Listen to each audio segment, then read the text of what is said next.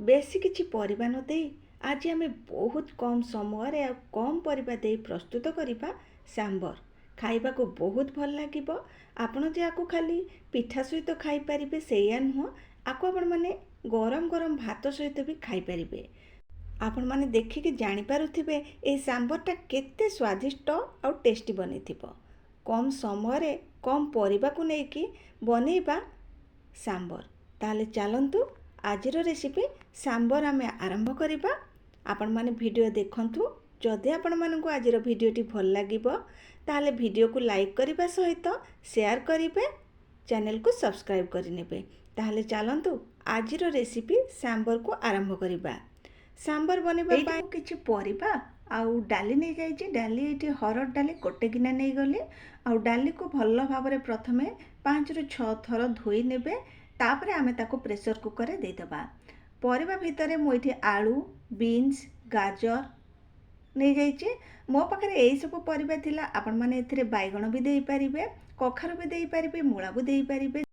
सांबर आलू देले मते टिके बेसी भल लागिता, सेथि लागि मो एठी आलू रखिछि। टमाटो पियाज को भी एठी पूरा छोट छोट करी काटिक नै जाइछि। सब तक आमे बे प्रेशर कुकर रे देई देबा। ता छड़ा एठु 3 रु 4 टी भेंडी को मु भल भाबरे धोईकी ताको काटिकी रखिछि। भेंडी को एई समय देबेनी। आपण भेंडी को प्रथमे टिके तेल देकी भाजी नियंतु। भेंडीर लाळ अंश गला परे आपण माने भेंडी को भी देई परिबे।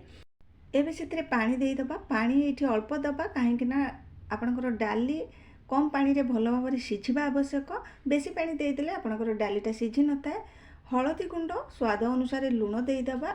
एठी अल्प किछि तेल देई दउची काहेकि ना जेतबळे आमे प्रेशर कुकर रे सिझेई थांती एटा छिटका आसी जाई थाए। आ सेथि लागि मो एठी तेल देई देले आर छिटका गुडी को ऊपर को आसीबनी। एबे गैस रो फ्लेम को मीडियम टू हाई रे रखिके 4 रु 5 टा हुइसेल देई देबा। जेमति कि आपणकर भल भाबरे डाली सिझि जिवो। डालीटा भल भाबरे सिझिबा निहाती आवश्यक। एठी देखंतु डाली हमर बहुत भल भाबरे एठी सिझि जाइछि।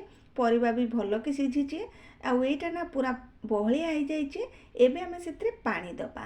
मु एठी देई दउछि तेंतुळीर मंड, काहेकि ना आमे एथिरे तेंतुळीर मंड देई नाहंती।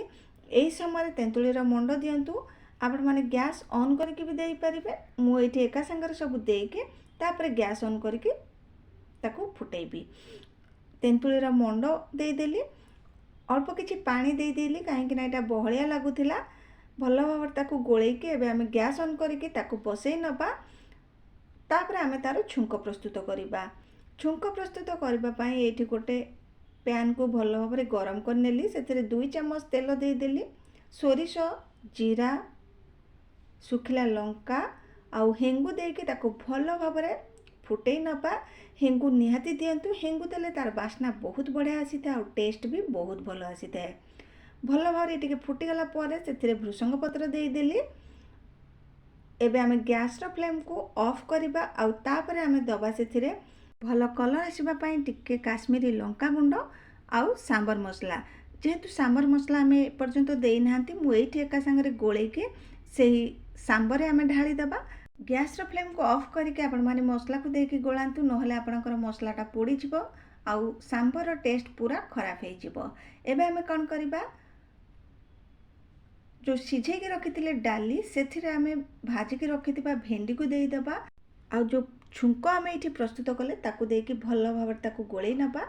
जदि आपण मानक पाखरे धनिया पत्र थिबो ताहले अल्प किछि धनिया पत्र देई दियंतु। गैस रो फ्लेम को मीडियम रे रखिकी आउ 2 रु 3 मिनिट ताको फुटेई नियंतु। आपणकर सुपर टेस्टी सांबर एठी प्रस्तुत होई गला। आपण माने आको गरम गरम भात सहित खाइले बहुत भल लागिबो। डोसा सहित खाआंतु, खाली प्लेन चकुली पिठा करके खाआंतु कि इडली करके खाआंतु, सबुथिरे आपण मानकु भल लागिबो। आपण मानक सहित पुणी देखा हबो नुआ एक वीडियो रे। जदि वीडियो आपण मानकु भल लागिथिबो ता लाइक, शेयर और सब्सक्राइब करि नेबे। पुणी देखा हबा नुआ एक वीडियो रे। जय जगन्नाथ।